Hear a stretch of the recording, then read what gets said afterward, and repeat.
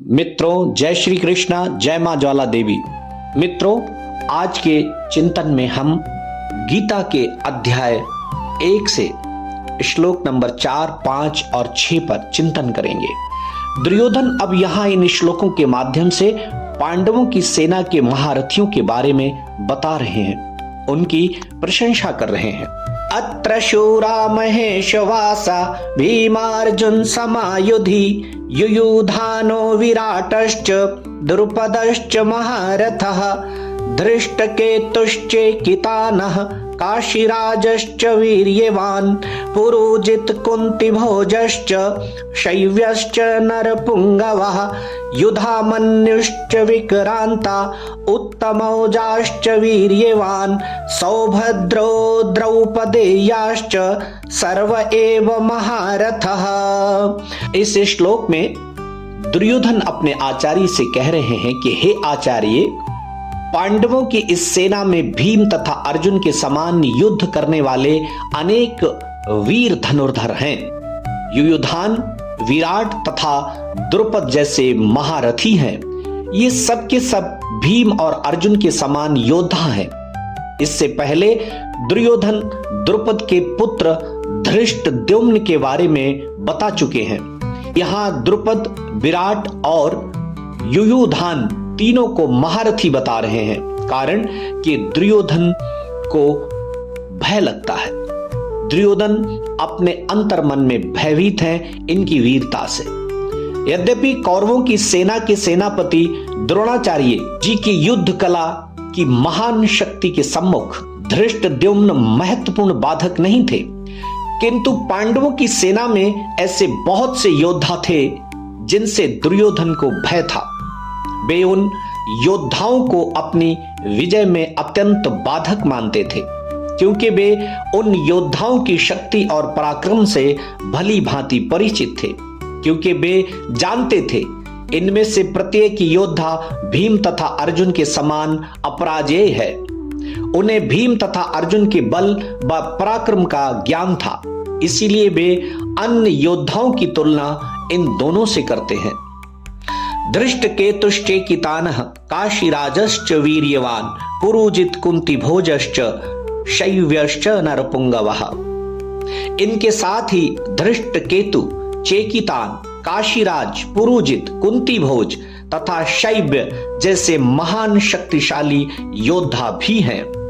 युधामन्युश्च विक्रांत उत्तमौजाश्च वीर्यवान् सौभद्रो द्रौपदेयाश्च सर्व एव महारथः।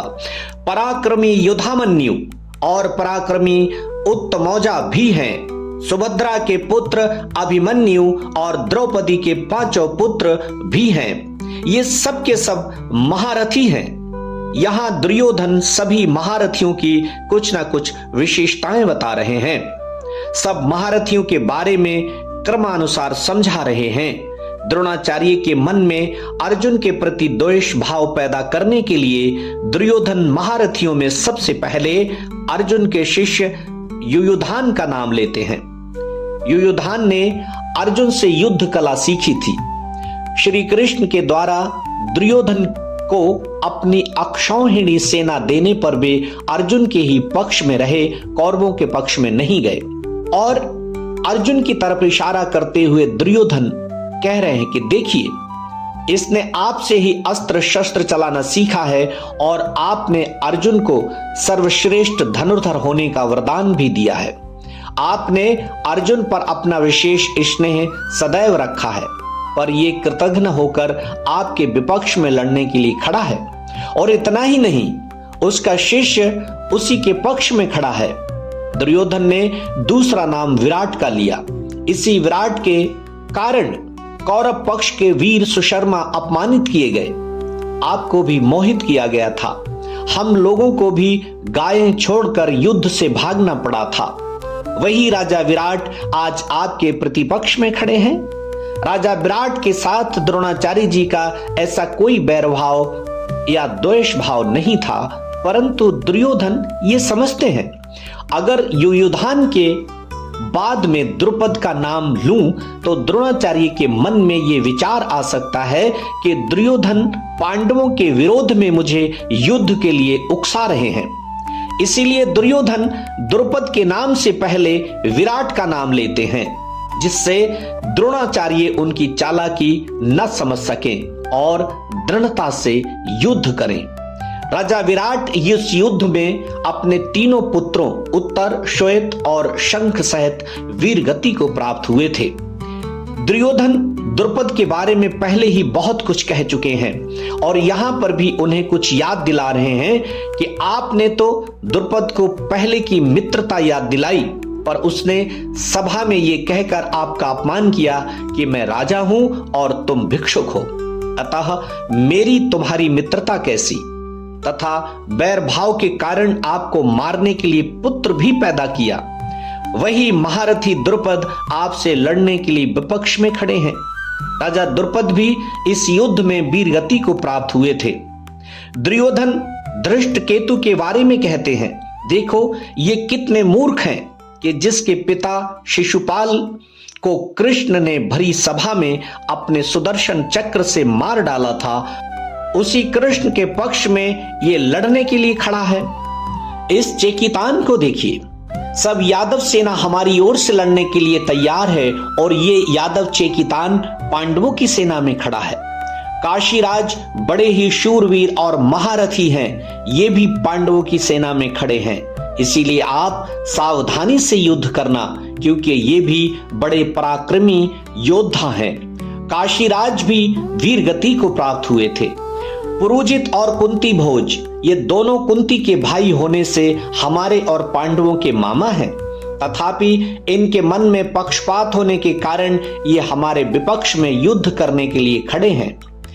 शैब्य युधिष्ठिर के ससुर हैं, ये मनुष्यों में श्रेष्ठ और बहुत बलवान हैं। परिवार के नाते ये भी हमारे संबंधी हैं, परंतु ये भी पांडवों के पक्ष में खड़े हैं।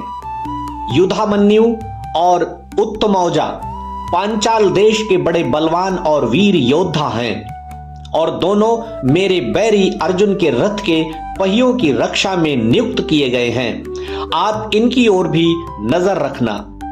रात में सोते हुए इन दोनों की अश्वत्थामा ने हत्या कर दी थी। सुभद्रा पुत्र अभिमन्यु ये बहुत शूरवीर है।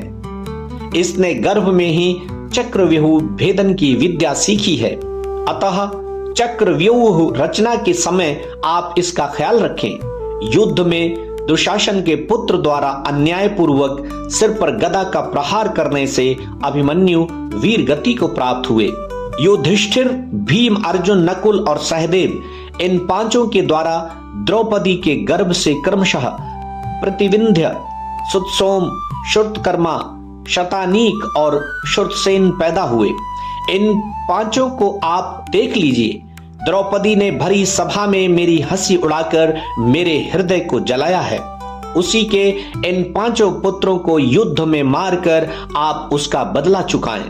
रात में सोते हुए इन पांचों को अश्वत्थामा ने मार डाला था। दुर्योधन बता रहे हैं कि ये सब के सब महारथी हैं, शस्त्र और अस्त्र विद्या में प्रवीण हैं, पारंगत हैं। युद्ध में अकेले ही 10,000 योद्धाओं का संचालन कर सकते हैं। जो युद्ध में अकेले 10,000 योद्धाओं का संचालन कर ले, उसे ही महारथी कहते हैं। ऐसे बहुत से महारथी पांडव सेना में खड़े हैं। इस तरह दुर्योधन ने द्रोणाचार्य के मन में पांडवों के प्रति द्वेष पैदा करने के लिए पांडव सेना की विशेषताएं बताई और उनको भरपूर उकसाया। आज बस इतना ही, फिर मिलेंगे। जय श्री कृष्णा, जय श्री राम।